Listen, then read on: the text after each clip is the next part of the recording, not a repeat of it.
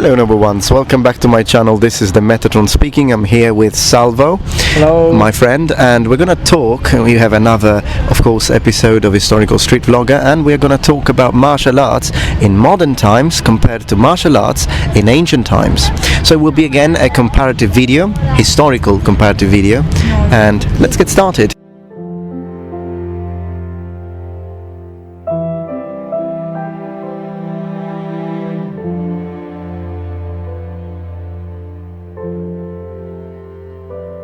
Okay, Sal. So let's first of all talk about our own experiences with martial arts before we can actually start talking and describing, comparing martial arts in ancient times and martial arts in modern times. So, what martial arts have you practiced in your life? Well, I practiced karate Shotokan for around about 10 years. And I also practiced judo. Is that how you... Judo. Judo, yeah. I practiced judo. And that was actually the first martial art I ever tried. That was the first martial art I tried. The very first one. Yeah, judo for me, I practiced judo once. Like I took one lesson of judo in Japan just for fun. And that was my experience with judo. Yeah, I really liked it. I used to like it a lot because you used to grab people and you could like throw them on the floor all the time. And so I enjoyed it, but like I was very attracted by kung fu and by Bruce Lee, the Chinese one. It was the time when the 90s, when Bruce Lee's movies and Chuck Norris were like the big hit. So I think we were all influenced by that. But as far as I'm concerned, I practiced, as you know, Shotokan karate as well, although we went to two different dojo. So I practiced Shotokan karate for 4 years. In fact, I managed to get green belt. That was all. Apart from that, I did practice 1 year of Kyokushinkai in Japan, and then of course, as you know, Kendo, and that was. I did a little bit of Kung Fu. I did 1 year of Kung Fu, and then 1 year of Taekwondo. I tried a lot of things when I was a teenager. I remember you used to go to the gym twice a day, or because I would go first to karate, do 1 hour, and then go to Taekwondo and do an hour and a half. Immediately after. That's right. That was commitment back in the day. Yeah, Shotokan, of course, is one of my favorite styles because also I competed in this style, and I won several cups. I won several tournaments, and it felt really good. I love the kata. And also Kumite is fun. Kumite was fun, sometimes it would hurt, of course, but I think overall it's a pretty good one. So let's compare these styles. Now, the way you practice martial arts in our day and age, we both have done. You have more experience than me, but the idea is, you wake up in the morning, you get on with your day as you would normally do. And, perhaps you go to school if you're a teenager, but if you're not a teenager, you do your work, whatever, and then you go to the dojo, you do 1 hour, 2 hours of practice, and you go home, eat a little bit of crisps, watch TV, and that's done for you. Next time, perhaps 2 or 3 times a week, and that's it. 2 or 3 times a week. Now, imagine styles even older styles like Yaido, Yaijutsu, Kenjutsu, Jujutsu, these styles that we know that probably were definitely practiced by the samurai. We're not sure up to what date, we don't know how far away back we can go, but definitely some of these styles are really old. Thing is though, when you practice a martial art, because it's, I don't want to say sport, but it's something you do for fitness, because we want to learn how to fight, we want to learn how to have a street fight. Most of us don't even have them.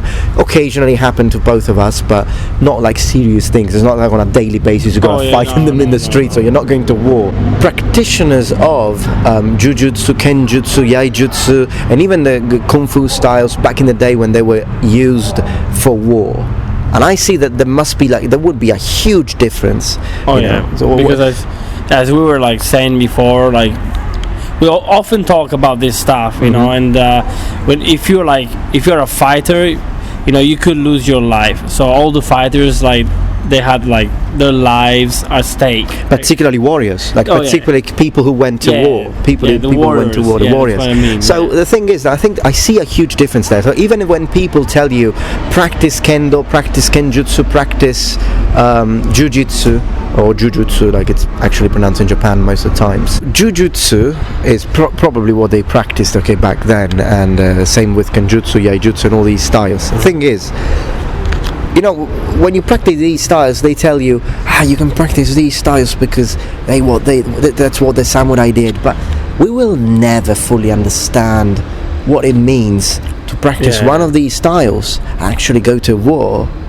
and survive or die depending on how much you actually practice. I agree with you. You know what I'm saying? I think also like the kind of training like martial artists do nowadays are way different than the type of training that they probably were doing, or maybe it's similar, but the different thing is the way. Why are you going to that dojo?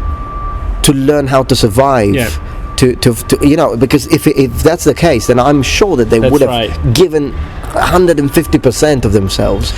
So talking about karate Shotokan, I think that this style has evolved into like a sport, more into a sport. In fact, I think I'm not totally informed about this, but I think that karate is going to be one of the sports for the future Olympic Games. Olympics, yeah. For the saying that, Olympics. So what I'm saying is that with taekwondo. So they're taking this martial art more as a sport, and they are training like more in a sporty way. Yeah, to win the competition according to the rules of the competition. Yeah, that's right. So also when you score a point in Shotokan, like you score a point, there's no full contact. Of course, but if you go like if you're a warrior and you're fighting in a battle, you have more than full contact. Absolutely. You will die. Yeah, absolutely. So I can imagine like some of these warriors, we know that they were using armor, they were using shields, they were using weapons, they were using spears, but it did happen for sure that at one point you lost your armor, and perhaps your opponent has lost his armor, weapon, and you got to brawl. Like you got to fight with your fists, and you're gonna smash his skull in if you want to go home. That's right. Back to your family. So, and that's a completely different thing. And they needed to prepare for that, which brings it to a completely different. I was going to say that today, like talking about military forces, so especially special corps, they do have like certain types of martial arts, such as Eskrima, for example, well known as Kali, Filipino martial art, and they train like to fight like in real battles. So they train to kill their opponents. So I think even nowadays in military corps they're considering like the real fight. Absolutely, I can relate to that. In fact, I think that veterans and actual soldiers now have a better understanding of what it means to practice a martial art. So when you have a full-time soldier, possibly someone who has actually been to war, and he actually starts practicing a martial art, even like Krav Maga and martial arts like that, although I don't always agree with all the things they teach, particularly with knife fights and techniques to react against knives and that sort. But most of the techniques are legit.